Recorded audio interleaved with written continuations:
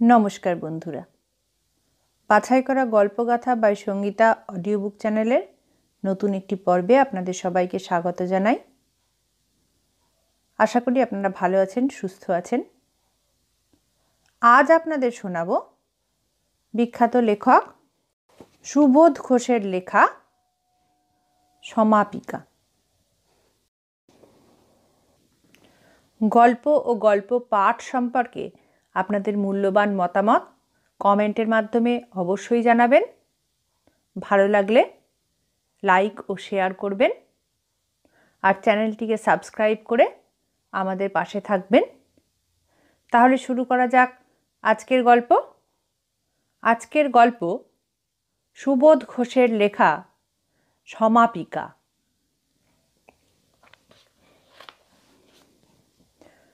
কোথায় গেল মানসী? অফিস ছুটি হয়েছে বিকেল 5টায়। বাড়ি পৌঁছতে মাত্র আধ ঘন্টা সময় লেগেছে।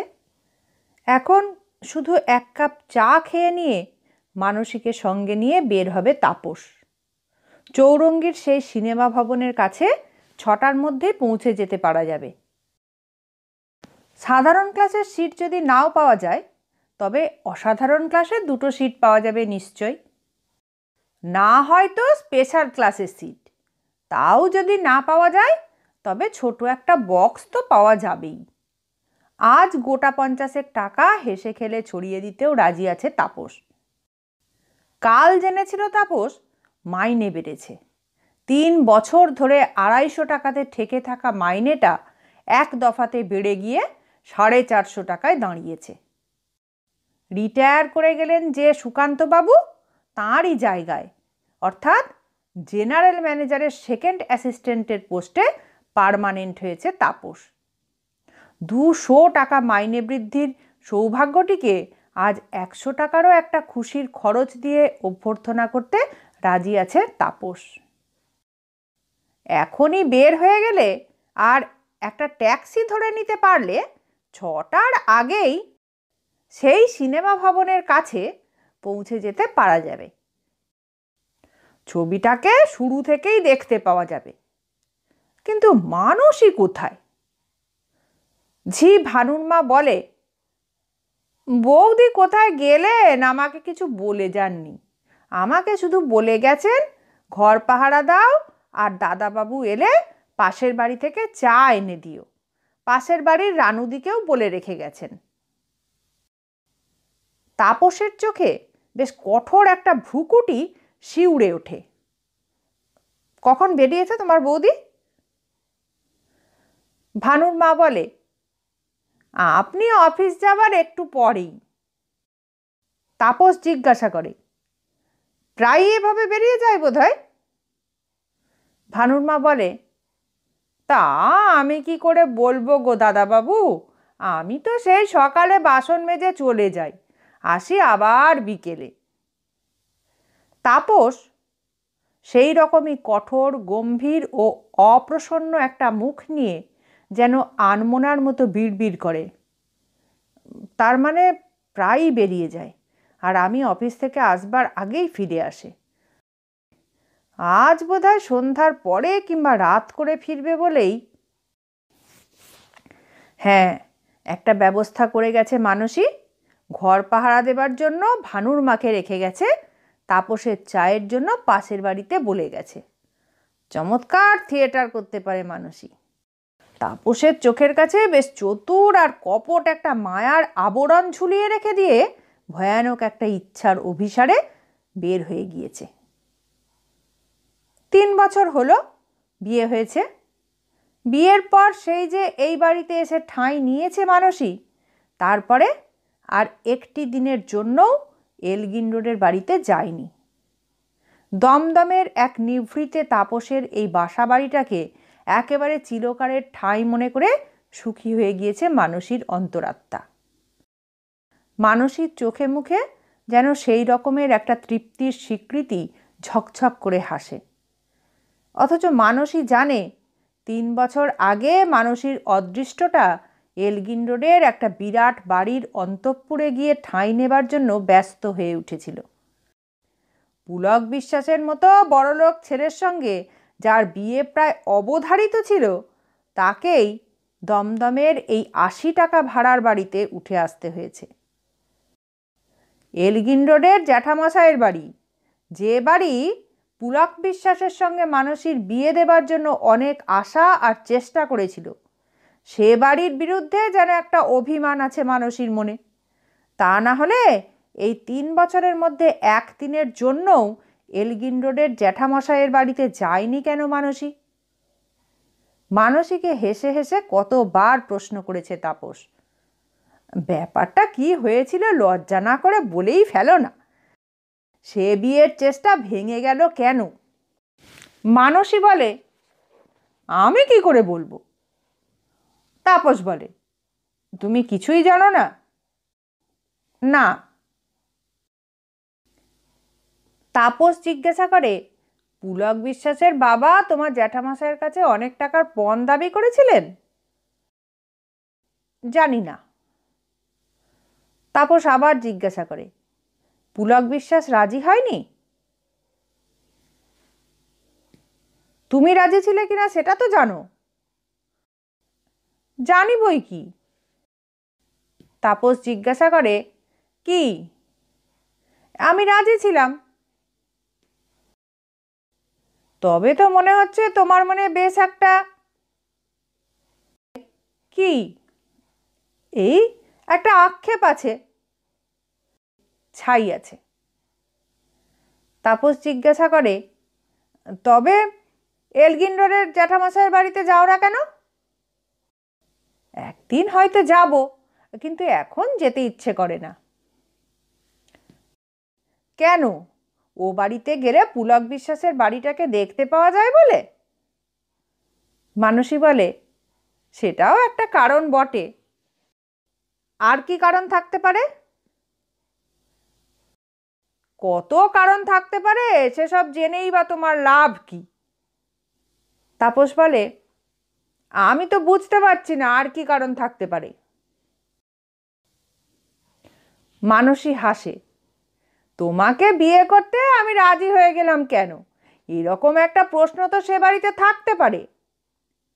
তাপসের মুখটা গম্ভীর হয়ে যায়। এইবার খাঁটি কথাটা বলেছ। কথাটা একটু বিস্ময়ের প্রশ্ন বটে। এলগিন রোডের এত বড় ঐশ্বর্যের একটা বাড়ির জ্যাঠামশাইয়ের ভাইঝি কেন যে তাপসের মতো অবস্থার মানুষকে বিয়ে করতে রাজি হয়ে গেল, এই প্রশ্নের বিস্ময় এখনো শান্তভাবে সহ্য করতে পারেনি।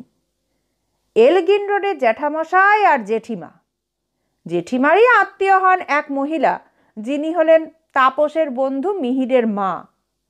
তাকে একদিন এলগিন রোডের বাড়িতে পৌঁছে দিতে গিয়েছিল তাপস। মাত্র আধ ঘন্টা সে বাড়ির বারান্দার চেয়ারে বসেছিল আর চা খেয়েছিল তাপস। চা এনে দিয়েছিল মানসী। তারপরেই একদিন মিহিরের কাছ থেকে একটা বিস্ময়ের খবর শুনতে পেয়েছিল তাপস। মিহিরের মা তাপসের সঙ্গে মানসীর বিয়ের কথা তুলেছিলেন।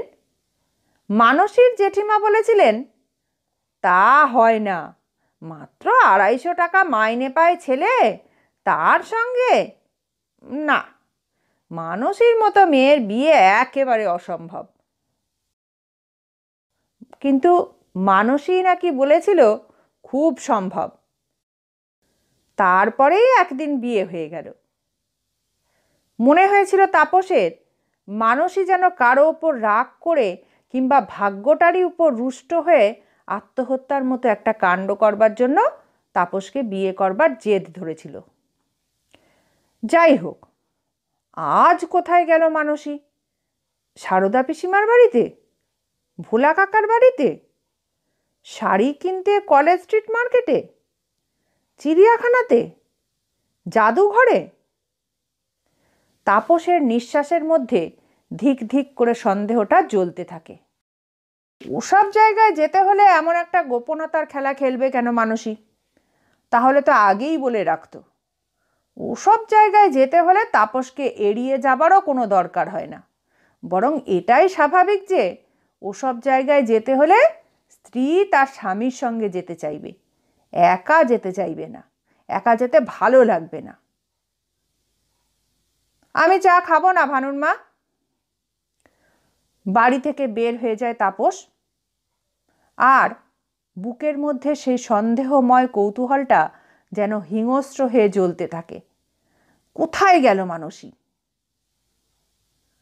না, মুক্তারামবাবু স্ট্রিটের সারদা পিসিমার বাড়িতে আসেনি মানসী। পিসিমা বললেন, তোমাকে না বলে কয়ে হঠাৎ এখানে চলে আসবে কেন মানসী? মানসী তো এমন ভুলো মনের মেয়ে নয়। আরভা স্ট্রিটের ভোলা কাকার বাড়িতেও আসেনি মানসী। ভোলা কাকা বাড়িতে নেই। কাকিমা বললেন, সনদ বললে। তাপস জিজ্ঞাসা করলে, কি বললে সনদ? ওরে সনদ, এদিকে আয় দেখি, তাপসদা কি বলছে শোন।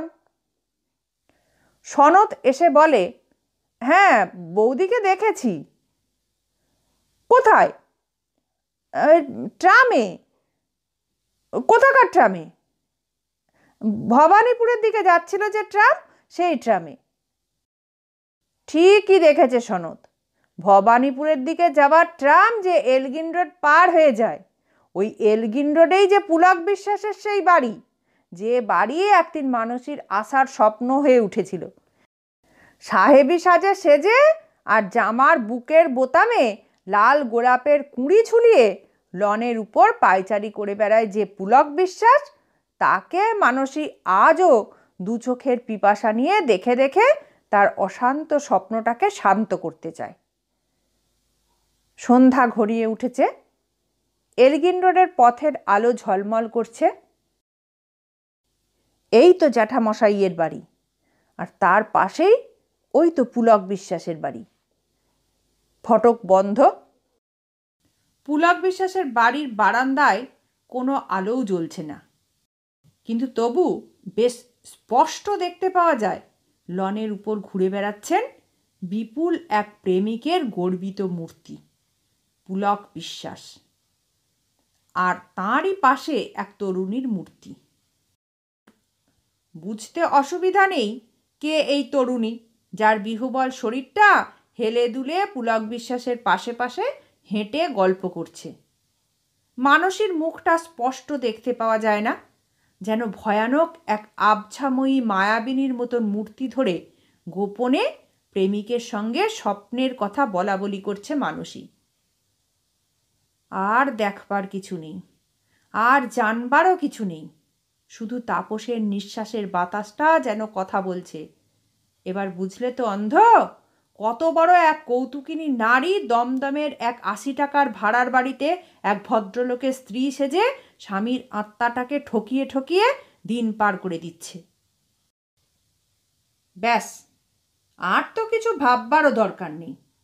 চিরকালের মতো ওই লনের উপরে পুলক বিশ্বাসের ইচ্ছার সঙ্গিনী হয়ে ঘুরে বেড়াক মানসী। দমদমের বাড়ির দরজাতে আজই যে খিল পড়বে, সে খিল আর কোনো দিন খুলবে না। মানসী যদি ফিরে যায়, তবু মানসীর ছায়াও আর সে বাড়ির দরজা পার হয়ে ভিতরে ঢুকবার সুযোগ পাবে না। ট্যাক্সি ধরে তাপস, তারপর সোজা দমদম। কোথাও থামবার দরকার নেই।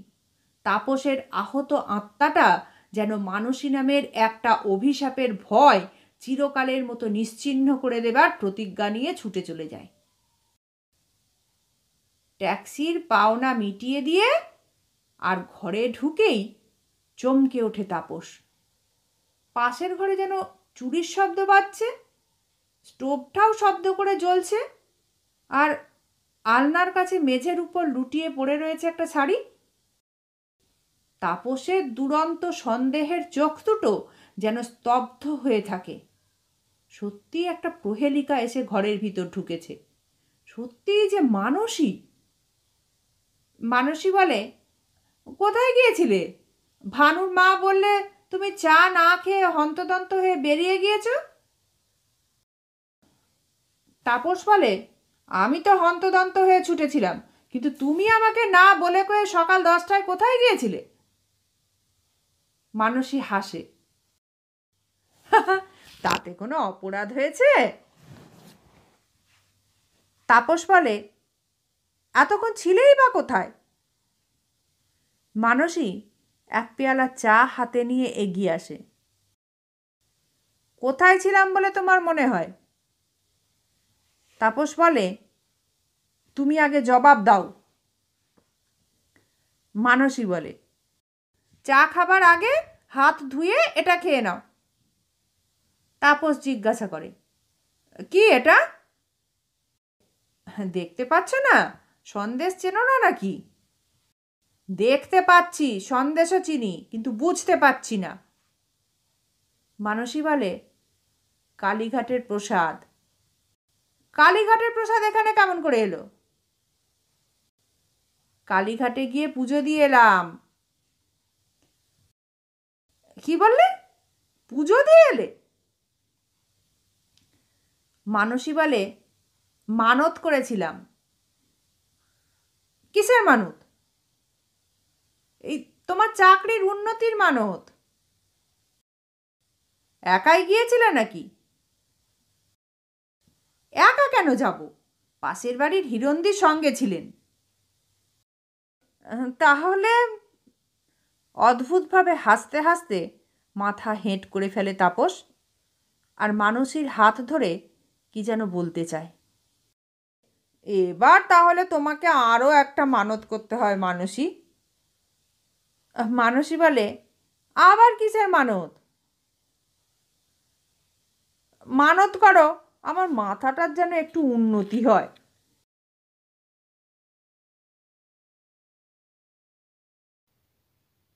শেষ হলো আজকের গল্প। পরবর্তী গল্প নিয়ে খুব শিগগিরই ফিরে আসবো। ততক্ষণ সবাই ভালো থাকবেন, সুস্থ থাকবেন, আনন্দে থাকবেন। নমস্কার।